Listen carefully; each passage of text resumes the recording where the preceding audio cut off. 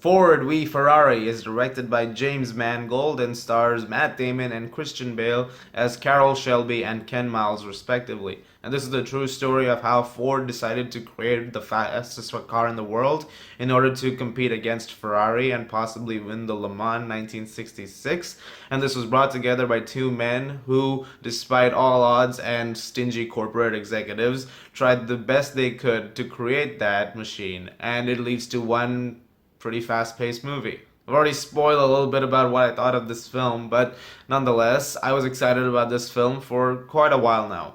I actually know some people who saw test screenings of this film and said that it was amazing, and I couldn't wait to see it since then. I actually have been waiting for a screening of it, and then it finally happened last night. I went and saw it, and I really like this film. It's a really great movie, and I gotta talk about that pace because I already mentioned it. It's a 2 hour, 33-minute film that flies. It is a fast movie, and that is the credit to the direction and the writing and the editing, especially.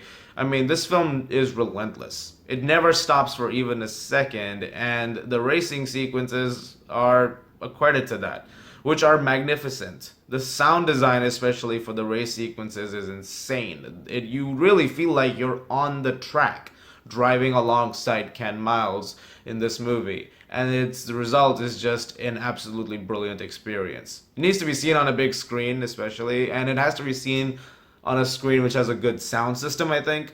If you don't have a good sound system, you're probably not going to get a great film out of this. But it is an amazingly made film. It is gorgeous to look at, especially. The cinematography is amazing. And everything about it, for the most part, is really great. The performances are magnificent. Matt Damon and Christian Bale are both potential Oscar locks here. One of the things I really liked about the film, though, is the way it handles their camaraderie. They have their ups and downs. Ken Miles is someone who's not easy to work with. It's hinted at several points throughout the film. And Carroll Shelby is being a bit stubborn about a few things, and he's trying to be very adamant, like, no, this is this thing. This is gonna work. And the two have clashing ideas sometimes, both with people on top, executives at Ford, as well as just personal ideas that keep going back and forth, and they just can't seem to find middle ground a lot of times.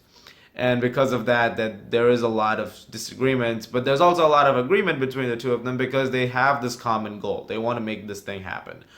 And I really like that because it leads to some really great moments of dialogue between the two of them and some of the nice moments between the two of them. Some nice character moments. There's also some great dynamics between Ken Miles and his family, his wife especially, played by Catriona Balfe, and his son.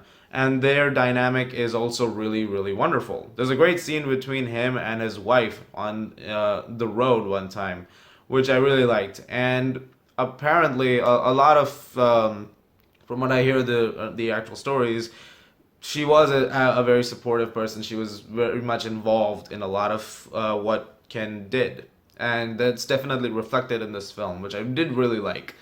But I also have to talk about the direction now because James Mangold has done a magnificent job. Again, I have to reiterate, this film feels so fast and it's so well realized that it couldn't have been done if it wasn't for a director's steady hand. And it's definitely over here. This is such a wonderfully made movie with a brilliant musical score too. Really has to be credited. But overall, what I really love about it, my biggest positive of this film, is that it understands that it is first and foremost a racing film. And it never loses that for even a second. It's also really good at honoring the sport as well as being a great showcase for it. And I really love that. The only other film that comes to mind in recent times, like a full-on Hollywood movie, which did this, is probably Rush, which did a fantastic job of it. But that was Formula One, and this is a different kind of race. But it's wonderfully handled, and this I would say goes toe to toe with that because I think that was my favorite racing film up till this movie. Now this is probably my new favorite one. I still love that movie though. My one little issue though with Ford v Ferrari is that when I said that there were those quieter moments, I wish that there were a few more. I think that there was a few moments where you could have really gotten to, create a better dynamic with with a few of the characters, and you could have had some time with the dialogue. You focus so much, unfortunately, on the building of this car and all that, which is fine. But some of my favorite moments in the film were moments where they were with family members or with people that they knew, and at one point in time, the film hints at a dynamic, which I thought there could have been a little bit more of, because I thought it could have been a little more hard hitting if they had gone for that specific push.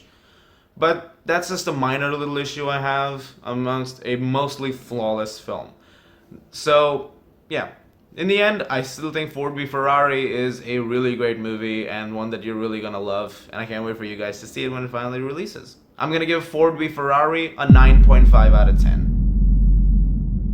Thank you very much for watching, guys. Look forward to more reviews very soon. As always, if you like this, please do subscribe, and I'll see you guys at the movies.